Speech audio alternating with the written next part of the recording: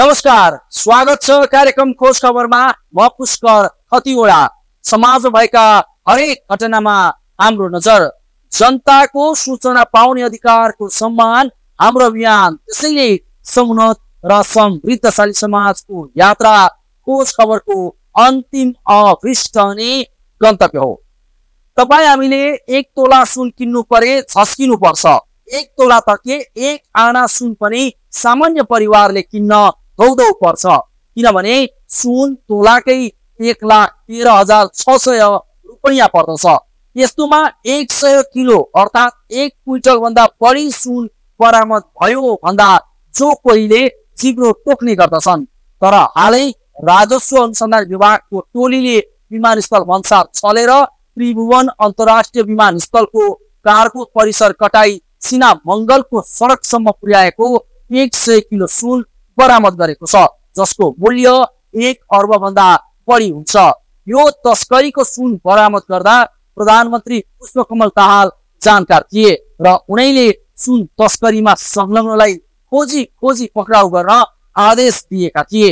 आखिर कसरी ल्याइएको थियो त बरामद 100 किलो सुन विमानस्थलसम्म, अनि कसरी विमानस्थलको भन्सार कटेर सडकसम्म पुग्यो त्यो सुन? के छ त्यसको वास्तविकता? हेरौं यो रिपोर्ट।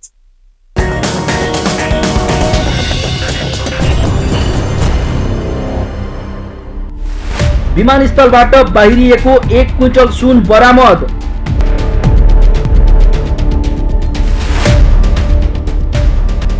भन्सारबाट उम्किसकेको सुन राजस्वले गर्यो बरामद। सुन तस्करीमा संलग्न 6 जना पक्राउ, अरूको खोजी जारी।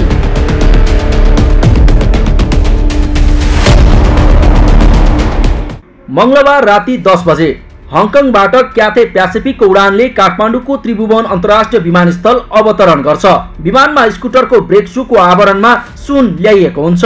8 वटा कार्टुनका बक्सामा ल्याइएका स्कुटरका 160 वटा ब्रेक सूको भन्सार कार्यालयले जाँचपास गर्छ। तर रोचक त के भयो भने भन्सार कार्यालयले उक्त सुन निर्वाध रूपमा विमानस्थलको चेकिङबाट पास गरिदिन्छ। यसरी करिब 1 क्विन्टल सुन जाँचपास छलेर सिना मङ्गलको सडकसम्म आइपुग्छ। यस क्रममा सम्भावित सेटिङका व्यक्तिहरूले सायद राहत महसुस गरेका थिए होलान्, तर त्रिभुवन अन्तर्राष्ट्रिय विमानस्थलको भन्सार समेत पार गरेर सिना मङ्गलको सडकसम्म पुर्याइएको करिब 1 क्विन्टल सुन सुराकीका आधारमा बरामद भइदिन्छ।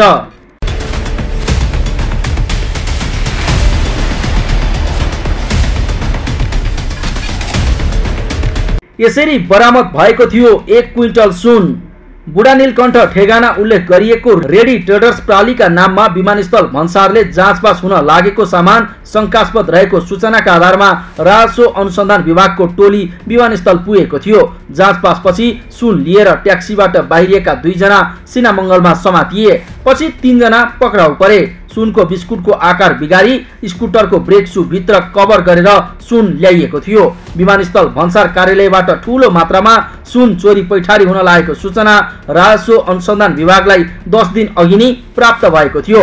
भन्सार जाँचपास गरेर विमानस्थलबाट बाहिर ल्याइएको सुन बरामद भएपछि मंगलबारै भन्सार एजेन्टसँग केरकार गर्दा अरू 2 जनाको नाम खुलेको थियो। त्यसपछि बुधबार बुढा नीलकण्ठबाट 1 जना र जोरपाटीबाट अर्का व्यक्तिलाई पक्राउ गरिएको थियो।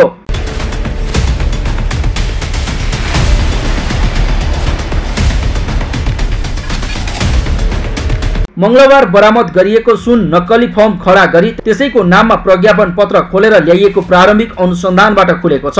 रेडी ट्रेडर्स प्रालीका सञ्चालक दिलीप भुजेल, भन्सार एजेन्ट राजेन्द्र राई, सहयोगीको आशंकामा रामकुमार भुजेल, हर्क राई र ट्याक्सी चालक अशोक लामा पक्राउ परेका छन्। अहिले पक्राउ परेका 5 जनालाई विभागको हिरासतमा राखिएको छ। अब यो विशेष सुराकी सूचनाको आधारमा तपाईको यो अनुसन्धान प्रक्रिया अगाडि बढ्या हो हैन। यो अनुसन्धान प्रक्रिया अगाडि बढे पश्चात यो अनुसन्धानमा चाहिँ तपाईको पहिलो लेयर भनौं न फर्स्ट फेजमा चाहिँ को मान्छेको संलग्नता होला भन्ने क्रममा चाहिँ अहिले चाहिँ तपाईँको यो सवारी साधन चालक भयो, त्यसपछि भन्सार एजेन्ट भयो, त्यसपछि चाहिँ तपाईँको यो फर्म भनौँ न, त्यो फर्मका सञ्चालकहरू लगायत 6 जना चाहिँ पक्राउ परिसकेको अवस्था छ। बुझ्नुभयो नि। अब यो अनुसन्धान, यो प्रारम्भिक अनुसन्धानको क्रम हो। यसमा चाहिँ फर्स्ट लेयरमा जसको संलग्नता देखियो नि उनीहरू पक्राउ परिसकेका छन् र यो त फर्दर अनुसन्धान प्रक्रिया अगाडि बढिरहन्छ र हामीले त्यो फेला परेको सुनलाई होइन, जुन ब्रेक सूमा भित्र भनौँ न, ब्रेक सू भित्र हालेर ल्याइएको सुन थियो, त्यसलाई चाहिँ हामीले जे जस्तो अवस्थामा यहाँ फेला पर्यो त्यसलाई चाहिँ नेपाल राष्ट्र बैङ्कमा फर्दर प्रक्रियाका लागि हामीले नेपाल राष्ट्र बैङ्क फरवर्ड गरेका छौँ र चाहिँ अब त्यस पश्चात नेपाल राष्ट्र बैङ्कबाट हामीलाई केही जानकारी प्राप्त होला त्यो भित्र चाहिँ कति परिमाणको सुन छ भने पश्चात सुनको मात्रा यकिन हुन्छ होइन। र चाहिँ अब फर्दर के हुन्छ त भन्दा अनुसन्धान अधिकृत श्रीमान महानिर्देशकज्यूले अनुसन्धान अधिकृत तोके पश्चात हाम्रो राजस्व चुहावट अनुसन्धान तथा नियन्त्रण ऐन 2052 छ, त्यो अन्तर्गत चाहिँ थप अनुसन्धान प्रक्रिया अगाडि बढ्दछ।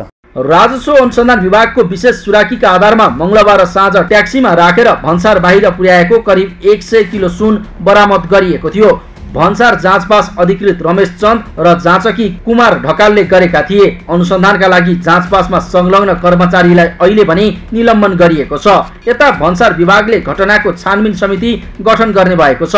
विभागले बिहिबार विभागको अनुसन्धान शाखाका निर्देशक मानकुमार पौडेलको नेतृत्वमा 7 सदस्यीय छानबिन समिति गठन गरेको छ। अनुसन्धान प्रक्रिया पुरा छानबिन नगरिकन के कस्ता गतिविधिको कारणले के प्रक्रिया नपुग्दाखेरि जाँचपासमा कमी कमजोरी भयो भन्ने कुरा लगायत चाहिँ अन्य विषयहरूको बारेमा चाहिँ हामी पछि यहाँ छानबिनबाट आएको तथ्य हामी सार्वजनिक गर्ने नै छौँ।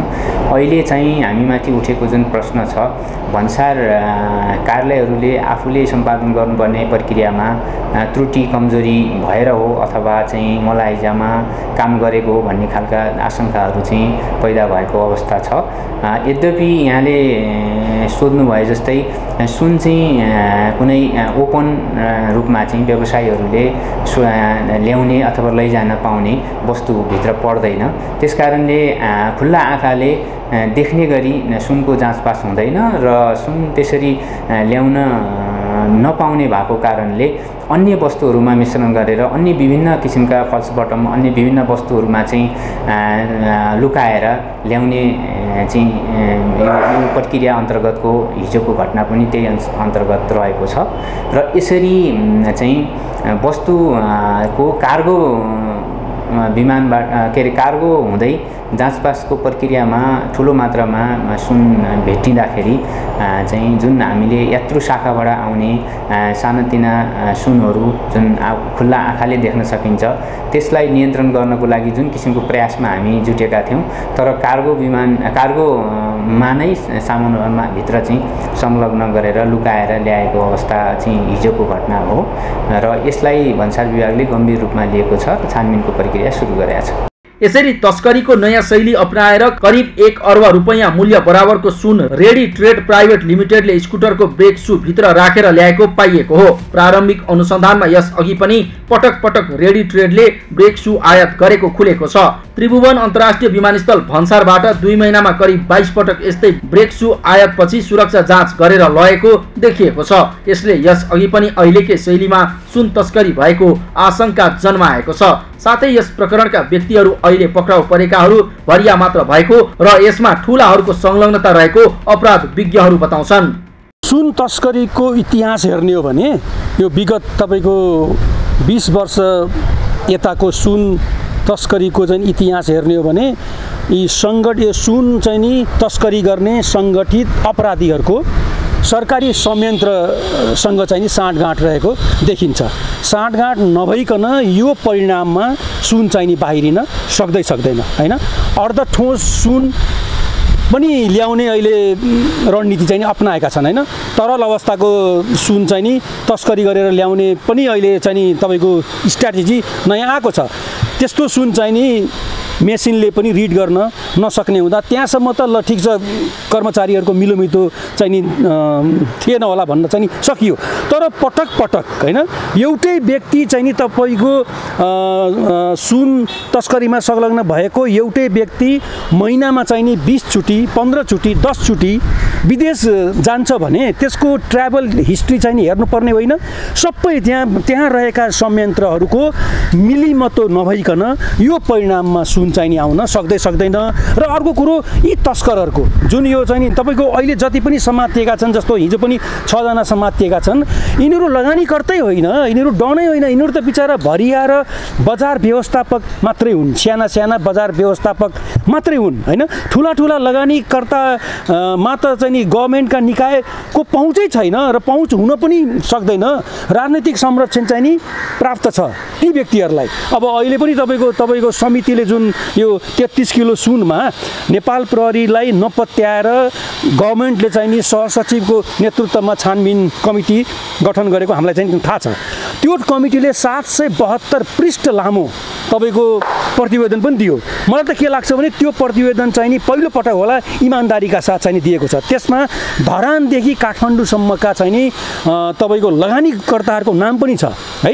तर 772 पृष्ठ लामो चाहिँ तपाईँको छानबिनको प्रतिवेदनमा नेतासँग नजिक रहेका, शक्ति केन्द्रसँग नजिक रहेका लगानीकर्ताहरूको चाहिँ नि नाम आउने बित्तिकै त्यो फाइल अहिलेसम्म चाहिँ नि खोल्ने काम चाहिँ नि भएको छैन।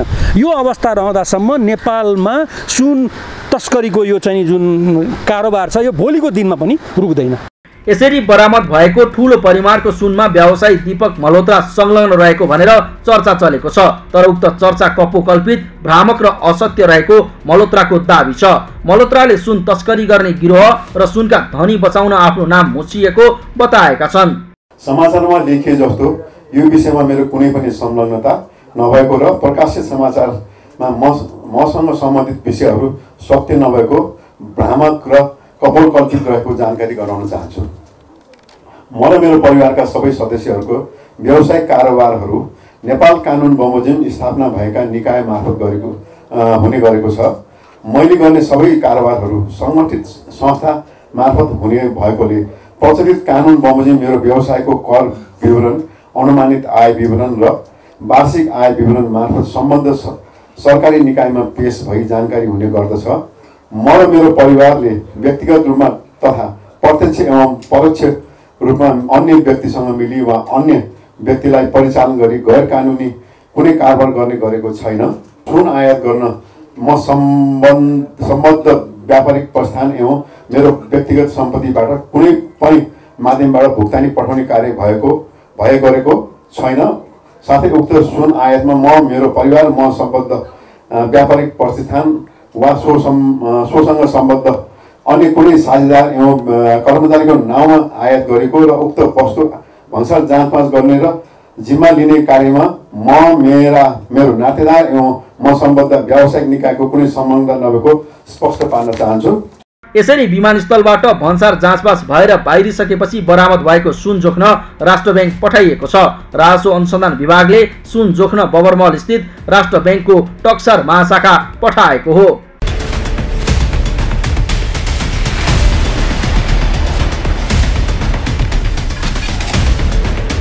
यसरी हङकङबाट आएको सुन भारततर्फ तस्करी गरेर लैजाने लागिएको आशंका गरिएको छ।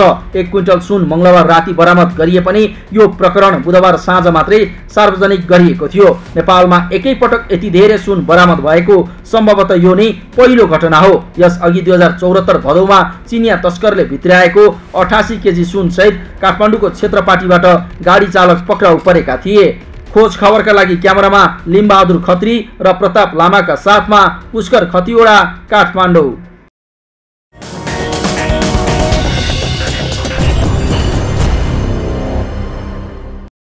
हो, हङकङबाट ल्याइएको सुन त्रिभुवन अन्तर्राष्ट्रिय विमानस्थलको भन्सार कटाई ट्याक्सीमा राखेर सिनामङ्गल पुर्याएपछि राजस्व अनुसन्धानको टोलीबाट बरामद गरिएको थियो। 100 किलो सुनको बिस्कुटलाई स्कुटरको ब्रेकसुभित्र कभर गरेर ल्याइएको थियो। राजस्व अनुसन्धान विभागले त्रिभुवन विमानस्थल कार्गो परिसर अघिबाट 1 क्विन्टल अर्थात् 1 अर्ब रुपैयाँ भन्दा बढी मूल्यको सुन बरामद गरेको हो। विभाग आफ्नै पहलमा सफल अपरेसनपछि अहिले सुनसँग जोडिएको कनेक्सनबारे थप अनुसन्धान गरिरहेको छ। कार्यक्रममा एकैछिन ब्रेकपछि नेपालमा हुने गरेको सुन तस्करीको शैली र विगतका घटना सम्बन्धी प्रसङ्ग उजागर गर्नेछौँ। हेर्दै गर्नुहोला।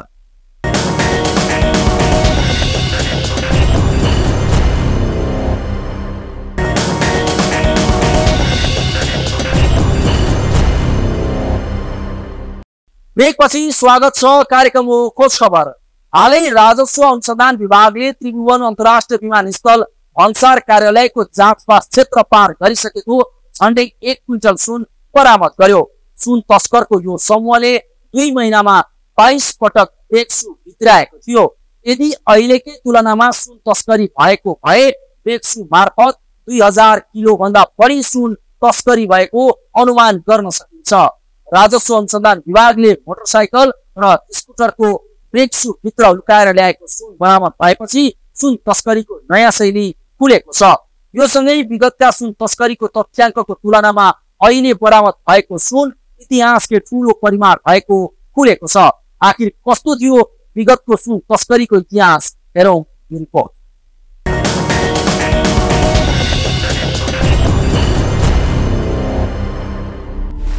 सुन तस्करीको अखडा बन्दै नेपाल।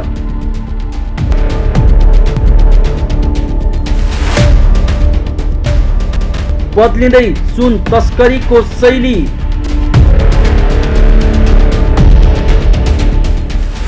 एकै पटक 1 क्विन्टल सुन बरामद।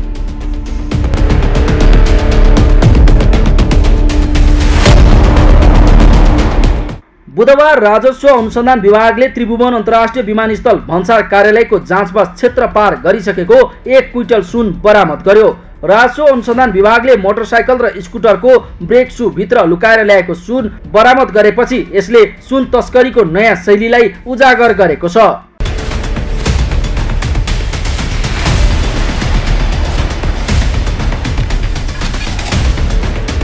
यस्तो छ नेपालमा हुने गरेको सुन तस्करीको पुरानो शैली।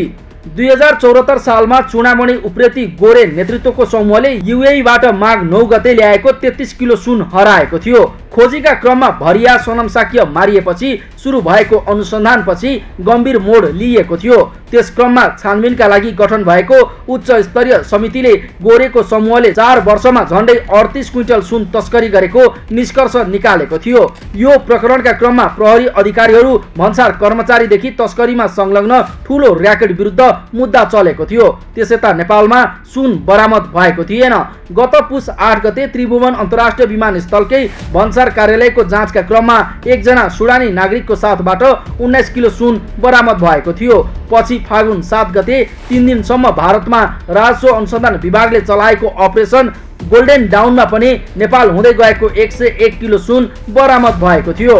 कुन वर्षमा कति सुन बरामद? प्रहरी प्रधान कार्यालय नक्सालको तथ्याङ्क अनुसार आर्थिक वर्ष 2074-75 मा 200 किलो सुन बरामद। आर्थिक वर्ष 2075-76 मा 51 किलो सुन बरामद। आर्थिक वर्ष 2076-77 मा 30 किलो सुन बरामद। आर्थिक वर्ष 2077-78 मा 32 किलो सुन बरामद। आर्थिक वर्ष 2078-79 मा 23 किलो सुन बरामद र आर्थिक वर्ष 2079-80 को फागुनसम्ममा 5 किलो सुन बरामद। यसरी बितेको 5 वर्षमा जम्मा 141 किलो सुन बरामद भएको प्रहरीको तथ्याङ्क छ। तर यी बरामद सुन पनि ठूलो परिमाणमा समातिएका होइनन्। विदेशबाट आउने श्रमिकले ल्याएको सुन समातिएका विवरणहरू हुन्।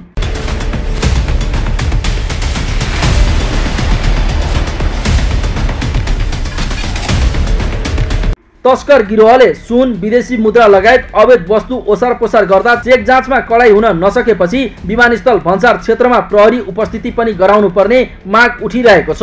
तर भन्सारले प्रहरी खटाउन भने मानेको छैन। त्यसैको लाभ गिरोह र कतिपय अवस्थामा भन्सारकै कर्मचारीहरूले उठाइरहेका छन्। खोज खबरका लागि क्यामेरामा लिम्बहादुर खत्री र प्रताप लामाका साथमा पुष्कर खतिवडा, काठमाडौँ।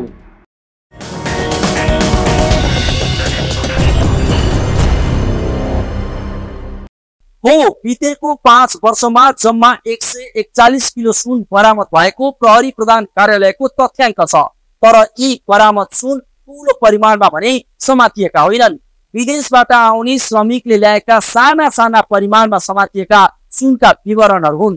तसर्थ सेटिङमा ल्याइएका तस्करीका अवैध सुन कति विमानस्थलबाट बाहिरिए वा कति तस्करी भए भन्ने कुराको त कुनै तथ्याङ्क नि छैन। बरु यस्ता तस्करीमा भन्सार कर्मचारीदेखि प्रहरी, ठुला व्यापारी र राजनीतिक दलका नेताहरूकै सेटिङ देखिँदै आएको छ।